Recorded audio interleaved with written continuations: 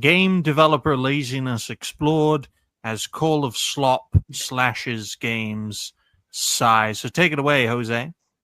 All right, so I saw this earlier today that Call of Duty is bringing out an update to lower the file size of their games. And this is something that, as a gamer, especially as a PC gamer, bothers me because of the fact that a lot of the newer games, they tend to be unwieldy.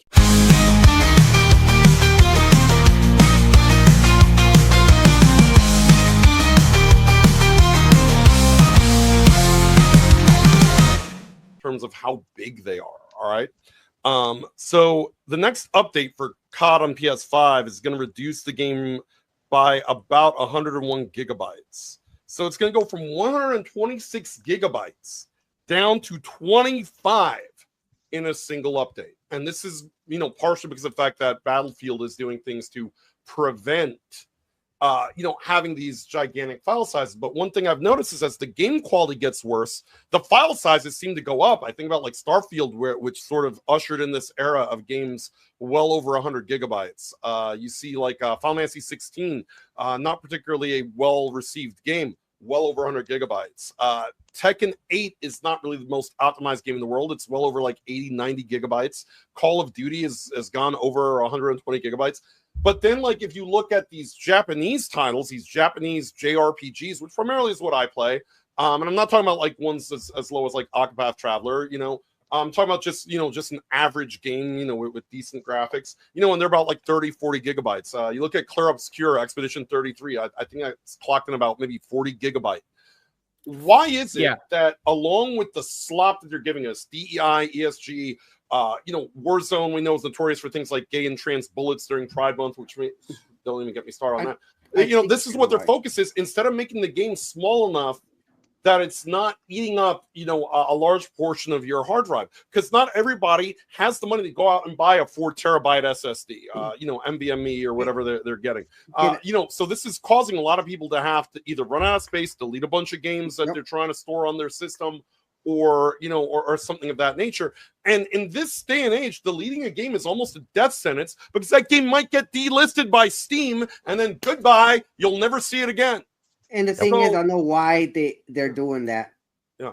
And I have played, and I'm a Call of Duty player, but I think I'm not gonna buy this one because I call it the communist update. The reason why I call it the communist update is because these people, when they want to use a terabyte, that's a fucking terabyte of hard drive. It's like you buy a 2 terabyte hard drive.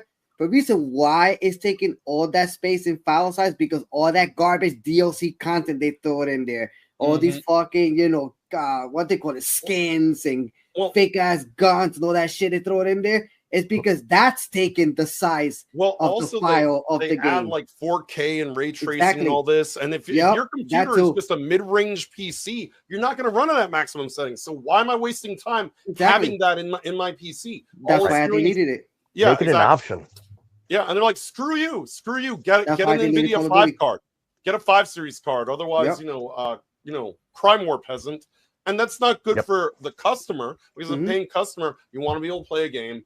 You may not have the money or the time or inclination to buy a top of the line gaming PC, or you may not want to buy an $800, $900 console, which you have to spend just about upwards of for the PS5, PS5 Pro. They're making it, they're trying to make it more of a pain in the ass for just the average person to play these games. And this is why, instead of go forward, I delve into my backlog. Look, I've got 130 plus games over the past 25, 30 years that I haven't finished yet.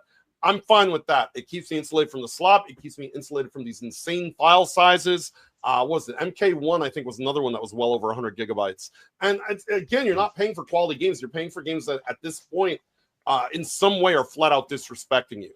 Aside from the file size, all this is that they don't want to optimize the game. If you can optimize the game, you can spend a little time tweaking the game, optimizing the game, making sure that it runs just as smoothly at a smaller file size. But they don't want to do that. They just want to, just shit it out and get it on your hard drive and make it it's your problem. It's not our problem. It's your problem. And this is part of that repugnant, sort of mindset of modern games developers. And the thing is, the game is fucking broken regardless anyway. I would like to add a topic on that.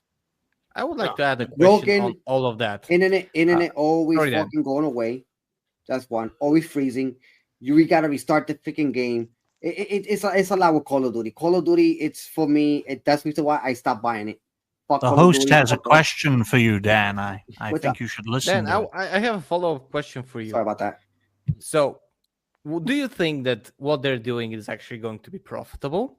And one thing, do you think that if this is profitable, more games would actually engage in that? Because there was a very good thing said by Jason, like you're having and you said as well, you're having way too many games that are too large right now. You don't need that large games, and the majority of that space taking from the games is to make it look pretty. We have seen that in terms of gameplay, in terms of movement, in terms of storyline, in terms of even cutscenes, we have seen some very, very huge letdowns recently. However, you see every individual strand of hair in the nostrils of the main character move in their own separate direction while also singing La Cucaracha. Hey, look, So- Red Dead Redemption likes their horse testicles, man. Exactly. Jiggle physics. The thing is, jiggle physics are important. Never take away jiggle physics. Would you support if this actually endeavor? Although I do believe that it's not addressing an issue with Call of Duty, even though I haven't played Call of Duty in a long time, I do kind of have an idea what's going on. Do you think that this is actually going to be a start of fixing the main issues with the game? And do you think, and that's a question, those are questions for the whole panelists, do you think that more games would take after that, especially if it's successful? Furious Dan, did you understand any Yes. part of any of those questions? Yeah, I did understand that. But I'm just thinking like, would it Oh be no! successful? Oh no! Okay. Would it be successful? Afterwards, maybe or maybe not. Mm. So it all depends. It all depends on the sale also as well, because everything sells by the name. No. Everything sells by the name. You may look at the Well, name of the game. Well, I think I And- could answer the question because a well-optimized game Mhm. would likely not have technical issues. And I think a lot of the problems from a technical aspect would be solved in our space with proper optimization. Hey, if it takes a few months to Mhm. turn 125 into Mhm. 25 for the PS5 or from 81 to 62, I think 60 is the limit, right? Thank A you. 60 gigabyte game should be the That's limit fair. for me. If it takes Pretty a few much, yes. months to reduce the size to optimize it correctly, then that should justify a delay in release because that is an important aspect. And I think that is one of the things, Digny, you just touched on. I mean, Bethesda sort of started this, about well over a decade ago by releasing what I call an unfinished game, where quality assurance is essentially an afterthought. It's dead. And that's one of the major perils of the always online sort of ability of these systems is, oh, well, we're going to release this broken, but we'll just patch it later, which was sort of, even in Skyrim, there was a point in the game I remember where I couldn't play the game for like a week because I had to wait for a patch because specifically whatever I was doing, there was a certain thing, a certain quest that just froze the whole game. And it's just Well, how can you could never get away with that in the cartridge era. You just couldn't, or the CD era. I personally think that if Xbox hadn't have delayed Starfield because they were planning on that 11/11, what was it, 2022 release, I think. If they had released Starfield then, it would have been 200 gigabytes and it would have been another Fallout 76, which would have killed the company. So there is a place for delaying games, and I think Starfield, as boring as it is, would have been a far better release game if it was delayed again, optimized better, and if you're gonna have loading screens, have them in and out in a second flat. Right? In a second, out a second, and do it that way. And look at this with Cyberpunk. When Cyberpunk first came out, how long did it took to make that game? And then when they released it, it was complete. It was like totally broken. Even though the game would look nice, looks fantastic, but it was totally broken. Let's So crash it out. looks like they took really time to finish tweaking it. If they would have finished tweaking it, that game would have been great at the beginning. But the problem is that it was left broken, and a lot of people was like giving refunds back, including on Dan, consoles and stuff like that. From what we've seen, Dan, Cyberpunk 2077 to be the great game that it was promised, Yes, should have, in my view, been delayed for another 5 years. exactly. Where Or we maybe are a year today. or two. But this is what the conglomerate does. This is what the push to have things come out Quickly. and to be always at the head of the curve and to always innovate. And I think, and this is something that you can all look at in 2025 as to what the successful games of this year so far have been.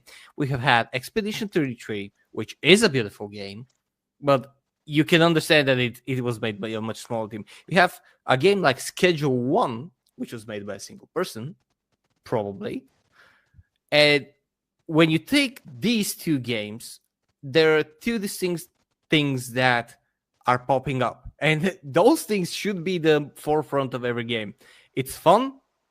And in the case of Expedition 33, it's immersive storyline. So these games basically showcase what games should be. And it showcases that even if you have graphics like Schedule 1, you can still have a very successful game because the game is fucking fun to play. It doesn't need to have your dingleberries showcased in 4K. It needs to be fun. It needs to have relatable characters. It needs to have that effect on your psyche. And that is something that was very much forgotten up until this year by almost all of the companies. Yes, we did have great games in the previous year, but this 2025, and I'm calling it right now, is the revitalization year of good games, because we have had a lot of good games so far. We have had shit games, but they were buried. And they were buried by gamers. They were not buried by companies. They were not buried by magazines. They were buried by gamers. And what's happening with Call of Duty is that they're trying, in my opinion, to adjust to the voice that gamers have. And they're trying to do something. But again, they're not really addressing the right issues, in my opinion, because from what I've read, the issues with the game was not the size of the game, but it was something connected to what you're receiving from the size. Well, it reinforces my theory that a better and more optimized game that's more efficient and more condensed, which is what the PS5 update for sure has done, leads me to believe that it's justifiable to have a delay in releasing a game so it can be as optimized as possible. And I think, especially for Sony, because Sony ponies, they love generation-based games.